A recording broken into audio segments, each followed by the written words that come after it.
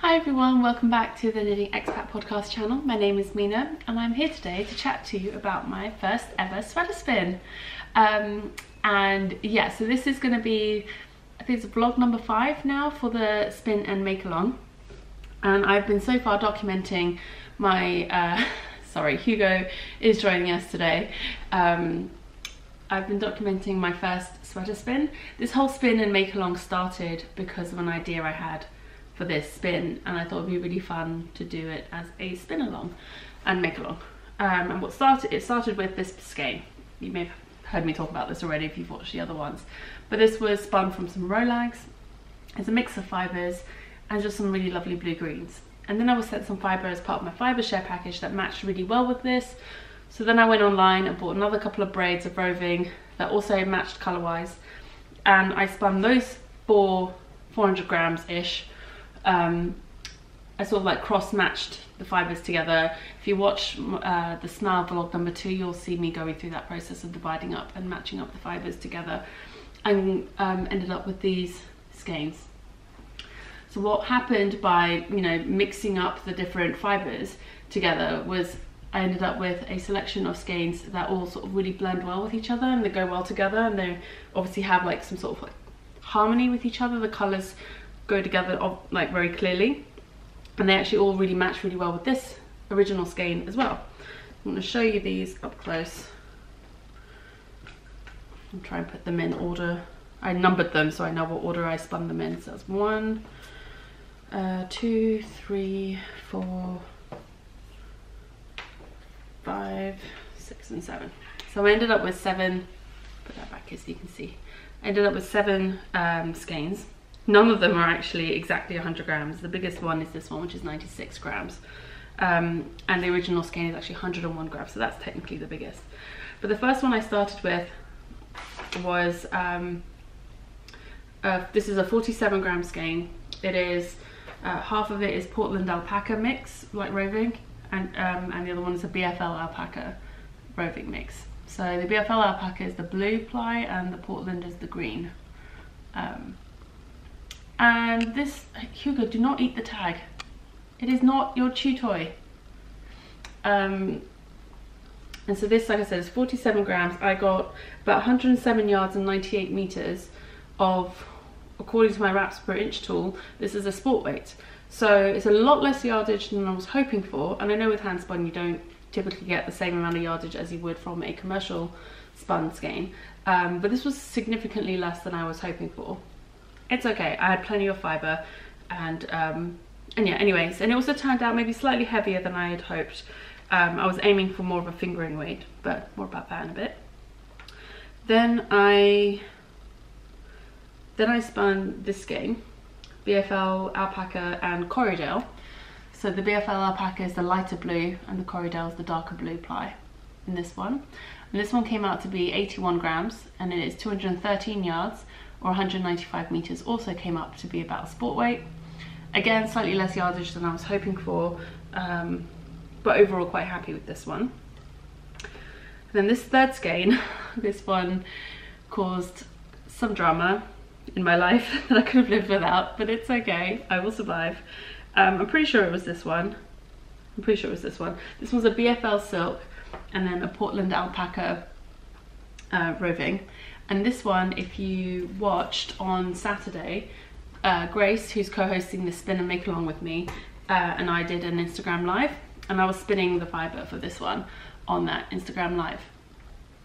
And so I'd spun the BFL silk during the live and finished it off afterwards. Sorry, Hugo's trying to eat my pen.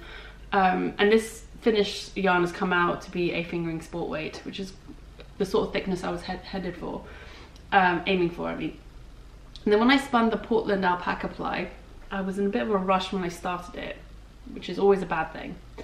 And I started spinning it, and I got through a couple of my faux lags that I'd created, and then I got distracted by something, and I had to like stop spinning for a while because I still had my spinning wheel set up in the living room just over there. Because Perry had come home with Layla and there was things going on, so I stopped spinning. Went to deal with some stuff, and then after Layla went to bed, I sat down to spin again. and Perry had gone out for the evening, and so yeah, I sat down to spin again, and I just started to keep spinning my singles. I started spinning and the bobbin was unwinding, and I was like, what's going on? And then I realized I've been spinning my singles the wrong way. And so I was just like, oh no, this is not gonna work. And I even tested it. I knew it wouldn't work, but I thought I'd try anyway. I tried to see what it'd be like if I applied them together. There's two singles. Obviously with them being plied in opposite directions, it just didn't work. It was just turning into this jumbled up mess. It was horrific. I sent Grace a text. I was like, oh my god, I can't believe I did this. It's just such a ridiculous thing to do. It does happen, obviously. So I spent a couple of hours basically running the singles back through my machine, and like in little sections like this big, maybe 4 or 5 inches at a time, untwisting it and retwisting it the right way. It took quite a while. It was a long process. The yarn did break a couple of times because it was already spun quite fine, but I managed to do it, and after a while developed quite a rhythm for it. The funny thing was, a couple of days before, I had just watched a video by Grace Shalom Hopkins on YouTube, and she does a lot of spinning videos, and she's actually primarily a spinner and a knitter second. Like, she doesn't knit that much, she mainly spins. And she'd recently done a video about what to do if you spun your singles the wrong way and you need to fix it. So I will link that video below this video in the description box if you want more of a tutorial style video on how to go about fixing that. So I just happened to watch it, and I remember watching it thinking to myself, I don't think I'll ever do that. I always know which way I'm spinning my singles. And then it turns out if you're distracted, you don't pay attention, and then that's when stuff goes wrong. So lesson learned. Anyway, and I don't think I told you the yardage.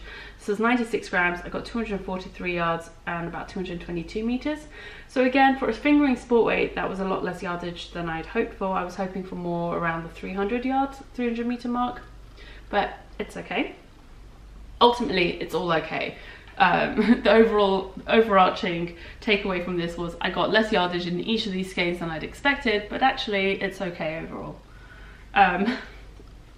Alright, so next up we have, this is a BFL Silk and BFL Alpaca skein.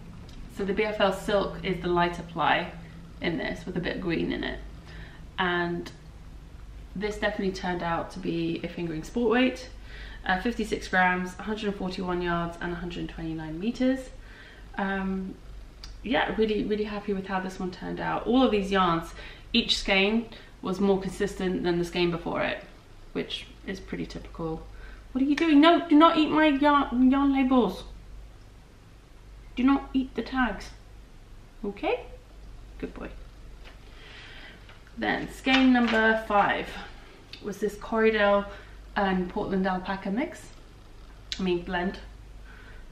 All of these were spun short forward draw from the faux lags, other than the very first skein, and all of them have been 2-plied. So this one turned out to be 48 grams, 97 yards and 88 meters. So this one's definitely a fingering with only a little bit of sport weight in it. This was definitely more fingering weight. So that turned out really well.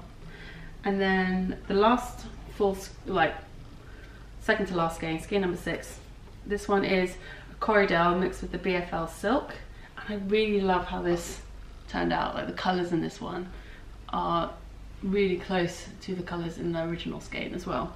All of them are, to be honest. Like, this second one the third one that I spun works really well. They all work really well with this original skein. I really love how this one turned out. This one is definitively a fingering weight throughout for the most part. There's only slight bits where it's a bit thicker. It's probably the most consistent thing I've spun. 41 grams, 99 yards, 90 meters, which, considering this is like as true a fingering weight as I've been able to spin so far, seems awfully low yardage wise for 40 grams, but hey ho. And then finally, I had a bunch of singles left on 3 other bobbins. So I had some singles left from the BFL Alpaca, from the BFL Silk, and from the Portland Alpaca. So I just 2-plied what was left together to get this little mini skein at the end. So 18, and again, this is definitely a true fingering weight. This is actually the finest of all the skeins in terms of the thickness of the yarn. focus for you there. And this is 18 grams, 57 yards and 52 meters. So yeah, I mean, judging by this alone, like this skein, if I had say 40 grams of this roughly, this would be 114 yards and 104 meters if I doubled this, which would still be less grams than this skein, which was 41 grams, and you know, the yardage would be very similar, which is a bit odd. Anyway, so that's my review. In total, I have here, including the original skein, 488 grams of yarn, 1,391 yards, and 1,271 meters. So this should be plenty for me to be able to do a sweater project for myself out of, and I'm really excited to see what it turns into. The one thing I really learned from this experience, and I knew about this beforehand, I just hadn't really read up much about it and I hadn't looked into why it was so important, is clearly I didn't take grist into consideration when spinning this fibre, which is why I probably have less yardage than I'd anticipated. But thankfully I had more fibre than I thought I might need, so I should have plenty of yardage. I will link a really good blog that I read from Rachel from Wealth of Pearls. She wrote a good blog about grist that I read earlier today, and it made a lot of sense. And like I said, a lot of it I already knew, but I hadn't really thought about its application in terms of the planning of my spinning. So yeah, definitely something I will consider more in detail when it comes to planning like future sweater spins. Anyway, thanks for joining me today. I hope you found this interesting. I'll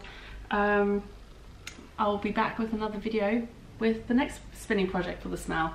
And yeah, and at some point later this year I will cast this on as a knitting project. Yay! So thank you so much for joining me, and I will see you again soon. Take care. Bye!